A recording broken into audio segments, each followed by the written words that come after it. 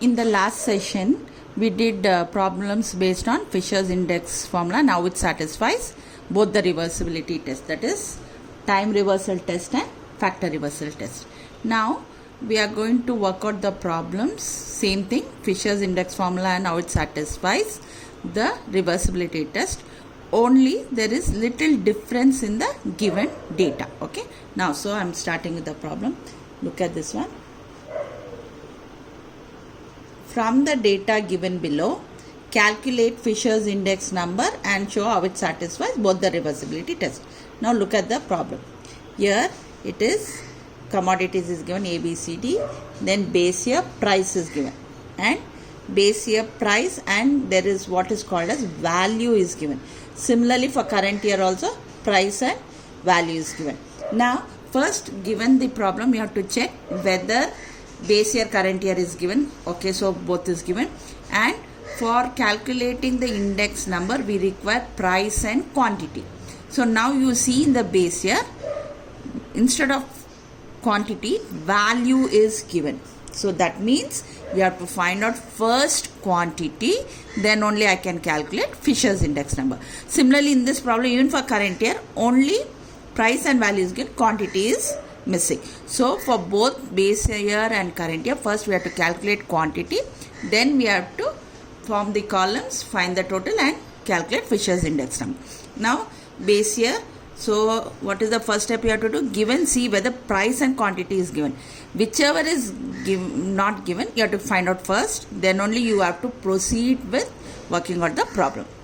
Now given price and value, how you are going to find out quantity? Remember always, anything given, that value or expenditure, anything, that divided by the price will give you always quantity. Similarly, suppose quantity was given and you have to find price, that also same thing, value divided by price will give you quantity, or value divided by quantity will give you price. Okay, so is it clear? So always check whether price and quantity. Here it is not given, so first find the quantity. How you are going to find the quantity is value divided by price. So for the first one, value is how much? Value is 400 divided by 20. So that is 20 you are getting. Then for everything you find out the quantities. Is it okay? Similarly, I have already found even for the current year quantities, that will be represented by Q1. Is it clear? So now we are going to proceed. So you have to form the column. So I have written the number. So first column you have to form is P1 Q0. P1 Q0. Keep your fingers and multiply. So first one is 1000. Second one is 320. Next is 200. Next is 500. Then what is the next step you have to do? Before that, I'll remind you, in order to form the table, first write the formula. So what is the formula for Fisher's index number? P1 Q0 by P0 Q0 into summation P1 Q1. Summation you should write. So you first write Fisher's index number. P means it is all understood, it is price index number. Okay, so Fisher's index number formula you write first, then you form. So when you add it up, the total is 202. See, this is nothing but P1 Q0. Next, which is the next, this thing you go denominator, write it here, P0 Q0. P0 Q0 you have to write. So how much it is? P0 Q0, 400, 160, 100, 250. Then what is the next step? Find the total. So what is the total? Total is equal to, when you add up, you will get it as 910. What is the next column? This is the next column, P1 Q1. What is the P1 Q1? Keep your fingers and multiply. 750, then 750 P1 Q1, then 400, 240, then 600. Find the total. So what is the total is equal to 1990. Next, last column will be the denominator, P0 Q1. So P0 Q1 So it will be 300, 200, 120, 300. So write the total. Total is nothing but 920. It stands for summation P naught Q1. Okay, is it clear? Now we have to, you would have already written the formula. Now you have to substitute. What is P1 Q naught? It is 2020 divided by 910. Then in between it is into. Many of you will make mistake with plus. It is into. So 1990, then 920. Yes. So this, then you divide first. So you will get it as, when you divide, 2.21978 into, when you divide this one, you will get it as 2.16304. Then what you have to do? You have to multiply these both. 4.80148. Then what is the next step? You have to take the square root. 2.191226. So when you finally multiply, you will get it as 219.1226. Is it okay? This is how you calculate first Fisher's index number. Now they have told you, what they have told you next, show how it satisfies both the reversibility test. What are the reversibility tests? First one, time reversal test. This test is satisfied when price index number current year with respect to base year and base year with respect to current year, when you multiply, you get it as 1. Okay. So now what is the first step is, always write the Fisher's index formula. So write it off.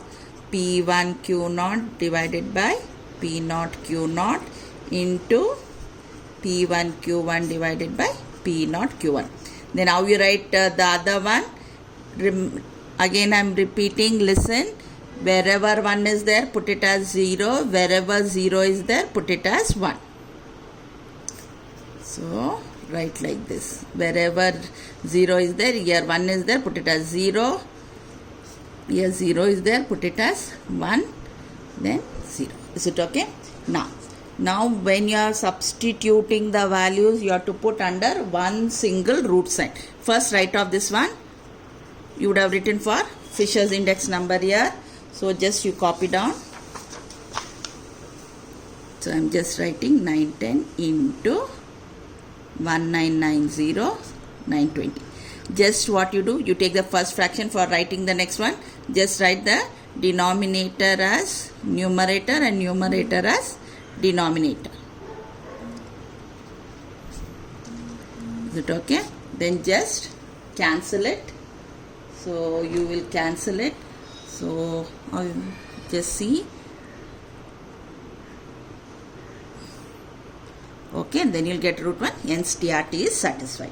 Now next is what is the next test?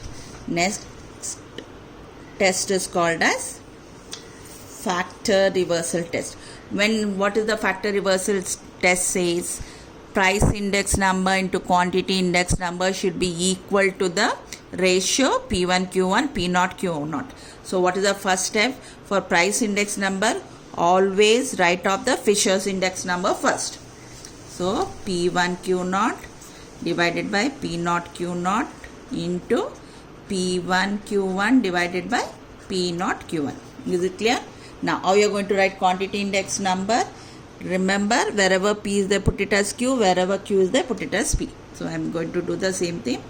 Q1 P naught, Q naught P naught, Q1 P1 divided by Q naught P1. Is it okay? Now what is the next step? Always write off the values of Fisher's index number whichever you have written. So that becomes 2020 by 910 into 1990 divided by 920. Now how you are going to write the numbers for quantity index number is, read from right to left. That is nothing but P naught Q1. How much is P naught Q1? P naught Q1 is nothing but 920. then P naught Q naught is 910, then P1 Q1 is, and the other one is 2020, right? Now you cancel out wherever it is numerator and denominator is there. Don't cancel numerator, only numerator, denominator. So here what is there? 920 is there, 920 is there, then 220, 220. Now you write whatever is left. So what is left to you? 990 here divided by 910 into, you can put 1, then it is again 990 divided by 910. Now again I am telling, when the numbers are repeated under the root sign, the next step what you have to do? You have to just write only once, 1990, 910. But what is 1990 equal to? It is equal to P1 Q1, and what is 910 equal to? P naught Q naught. That means you have got price index number into quantity index number equal to this one. That means FRT is satisfied. Is it clear? So we have found out what is Fisher's index number. We have shown that it satisfies both the reversibility test. Now I finished with first problem. Now we'll go to one more problem. Now just look at this problem. So the question is, calculate Fisher's index number from the following data and show how it satisfies both the reversibility test. Now look at this question. Here what is given? Base year is given. First you check what base year, current year whether they are given. It is already given. In base year what is given?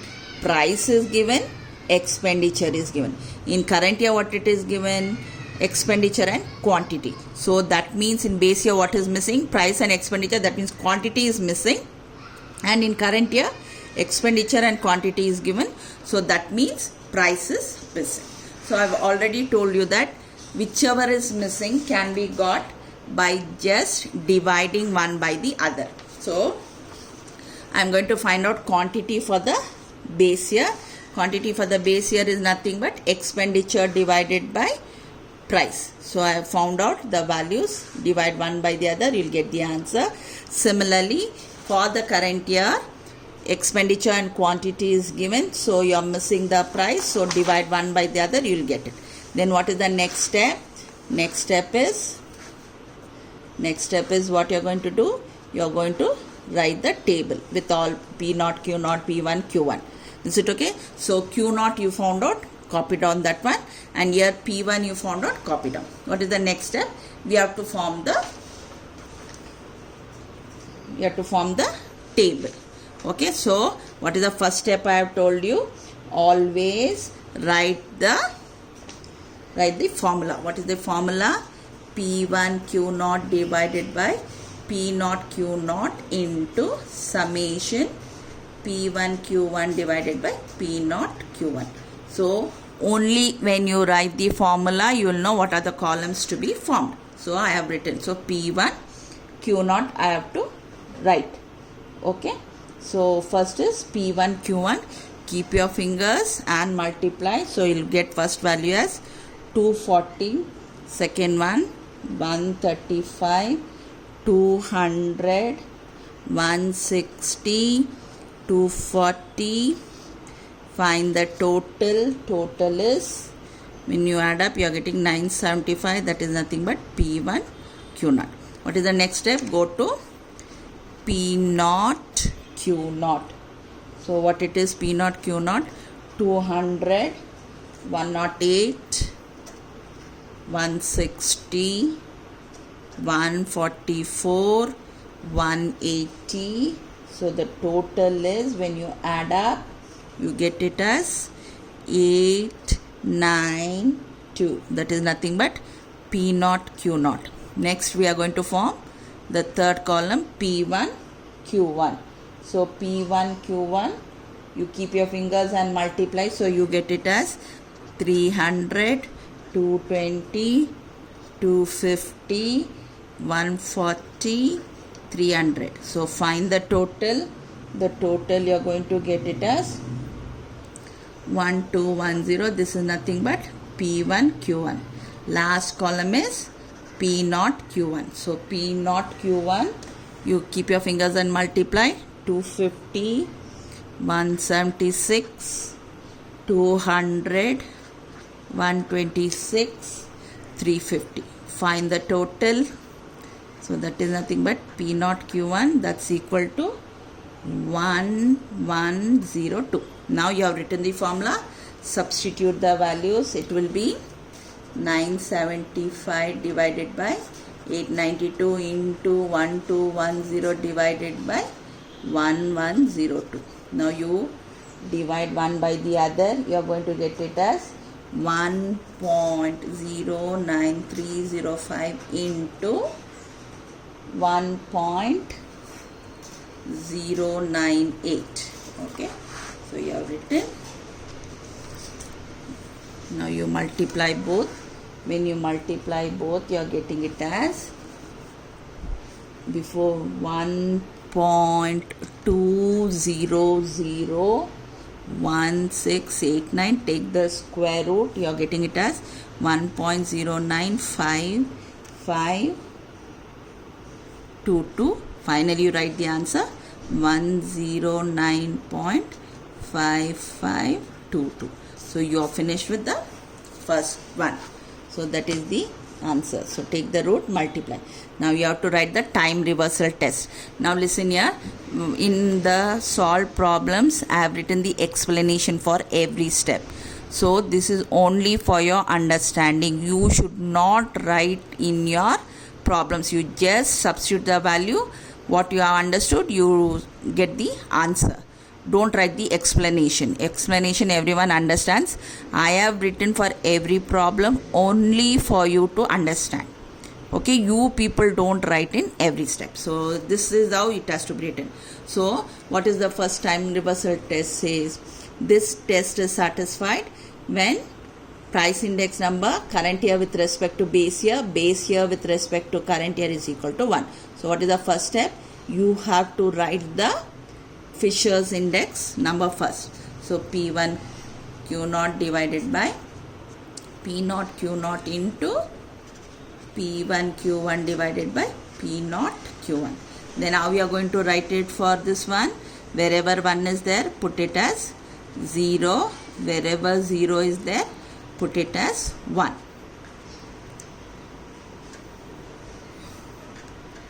Okay, so this will become P1 Q0. Then what I told you, you first write the values. You would have calculated, you have calculated here, right?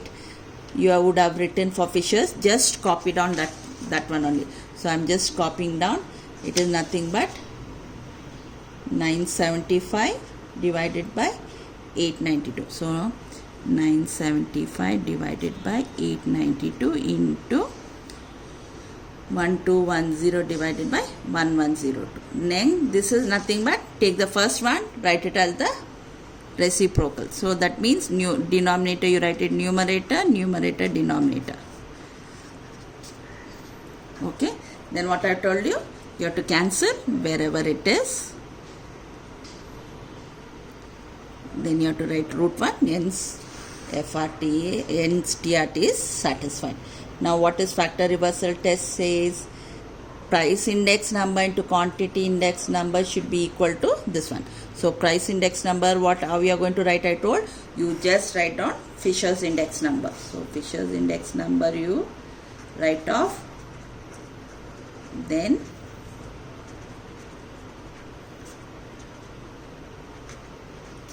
here if you have to, when you have to write quantity index number, wherever P is there, put it as Q. Wherever Q is there, put it as P. So you write down that one.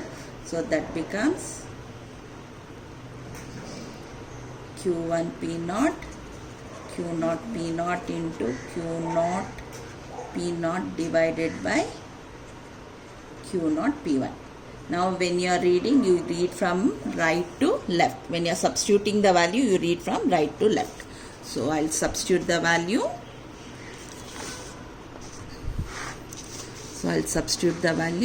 So for this, just copy down from the Fisher's index number. You copy down the Fisher's index number value. I'm just copying it now. So that is nothing but 975 divided by 892 into 1210 by 1102. Now we have to substitute for the quantity index number. Quantity index number, I want what is the thing I want? I want P0 Q1. P0 Q1 is, how much is P0 Q1? P0 Q1 is nothing but 1102. 1102. P0 Q0 is 892. This is also 1210 and the other one is 975. Now wherever numerator and denominator is there, you cancel it off. So it is, which one is this one?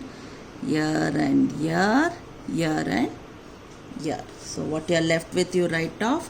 You are left with 1210 divided by 892 into 1210 divided by 892. Again I am repeating, when the values are repeated under 1210 divided by 892. So that is equal to what?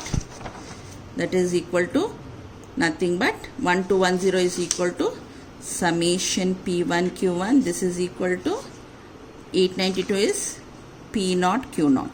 Therefore final sentence you have to write, hence FRT is satisfied. So this is about the second problem. Now what are the types of problems I worked out now? See, whenever a problem is given, first you have to check base year and current year is given. Okay, once it is given, see, price and quantity is given. Now only price and quantity if you have, you can calculate Fisher's index number and you can prove the reversibility test. So if it is not there, just remember whatever value or expenditure or something else will be given, one divided by the other will give the missing value. So in the first sum, price and expenditure was given, so you divided expenditure by price, you got the quantity. Similarly, if anything is missing, in quantity was missing, suppose price is missing, just divide expenditure or value by the quantity, you get the price. So and then we solve the problems. Okay, this is the similar type of problems, but only the data given is little different. So only thing is you have to be careful, see what is missing, whether price is missing or quantity is missing. If price and quantity is given, nothing you have to calculate, directly you can form the columns, write the formula, form the columns and substitute and get the answer. But if any one is missing, first you find out that whichever is missing, then you substitute the values. Is it okay? So this is about this one. Now next I am going to proceed in the same chapter. Next thing, what is called as consumer price index number, or it is also called as cost of living index number. The short form is CPI. So consumer price index number or CPI. Now what is this consumer price index number or cost of living index number? It is designed to study the effect of prices, changes in prices on the working class families or consumers. Suppose the price change, what will happen to the working class people or what will happen to the consumer? It is nothing but it's a ratio of monetary expenses, okay, that will guarantee the same kind of cost of living in two situations, only which differs in the prices, because you know that price keep fluctuating.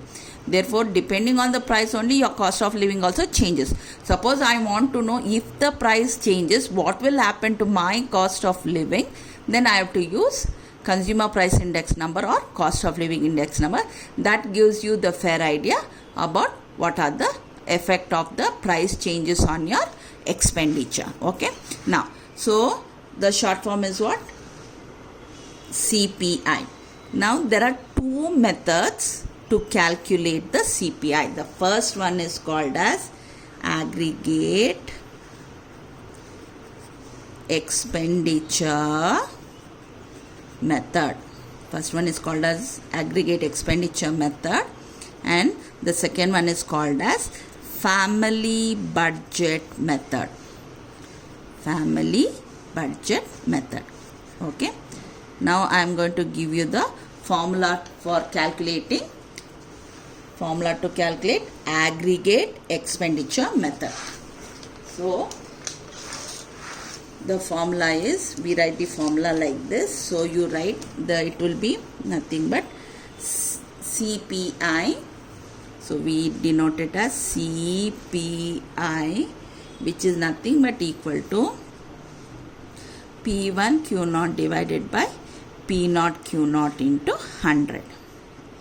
Yes, all of you know what is P1. What does P1 stand for? It is nothing but price of current year, right? What does Q0 stand? First we'll write P0. P0 stands for price of base year. Okay, and Q0 stands for quantity of, not means it is base year, right? So this is the formula. So they will mention in the question itself by which method you have to calculate consumer price index, or they can ask cost of living index. So this is the formula, P1 Q0 by P0 Q0 into 100. Now what is the formula to calculate family budget method? So the formula is, okay, we'll write it as CPI. It is given by IW divided by W. Now what does, first I will tell what is W stands for. W, they give the value as weights. Okay, in some problems weights will be given. Okay, so then you can take W. In some problems W will be given as percentage of expenses. Okay, and in some problem they can also give it as proportion of expenses. So W can be given weights. Sometimes they mention weights itself, or suppose they have mentioned in the problem percentage of expenses, that you have to take it as W. Or they can mention proportion of expenses, you have to give W. Suppose they do not give all these three, then only price and quantity is given. Then how you calculate W is nothing but P0 into Q0. And what does P0 stands for? Price of base year, right? And Q0 stands for quantity of base year, right? This is the substitution for weight. So what W stands for weight, or it can stand for percentage of expenses, proportion of expenses. If it is not given, if in the question only price and quantity is given, W is nothing but price into quantity. Now what does this I stand for? I stands for what is called as group index. Suppose in some problem they give us group index, easily you can do. Or I is also given the name price relative. Okay, they can give us, see, they can give us group index, they can give us price relative, then you can take. Suppose they have not given anything, they have given only the price. Then how you are going to calculate I is, you take P1 divided by P0 into 100. What does P1 stands for? P1 stands for price of current year, and P0 stands for price of base year. Okay, this I you have to calculate for every item or commodity which is given. Then finally you find I into W and W. So this is the formula to calculate family budget method. So the formula based on this are very simple. I have solved them. Okay, I have given the explanation where it is necessary. Okay, whenever they ask the questions, they will mention by which method you have to solve, either aggregate method or family budget method. Accordingly, you have to substitute the formula and get the answer. If it is this one aggregate method, you know price and quantity will be given, easily found out. Family budget method, you have to, the formula is I into W by W. So W will stand for weights. So sometimes directly they'll just mention weights, or sometimes they mention percentage of expenses, proportion of expenses. If nothing is given, price and quantity is given for the base year, W is calculated by price into quantity. Then what is this I stand for? I stand for group index. Sometimes they directly give index. Sometimes they give it as price relative. If both are not given, if only prices of base year and current year are given, you have to calculate I for every item in the problem. Then you have to find out IW. What is the formula? P1 by P0 into 100. So then what does P1 stand for? P1 stands for price of current year. P0 stands for price of base year. So the problems I have worked out, I have solved. I will be uploading on the Google Classroom. Then I'll give the assignment. Okay, I hope you people have understood. Please see the video carefully. Listen to what I'm telling rather than looking at what I'm writing. Listen carefully. If you listen, that's enough to work out the problems. You can solve the problems only by listening. You need not even see the video or the numbers. Then once you listen carefully, you go through the notes, everything will be clear. So first thing is priorities. You have to listen to the audio clearly. Then you go through the notes, you'll be able to understand, and everyone can solve the problem. Is it okay? Thank you.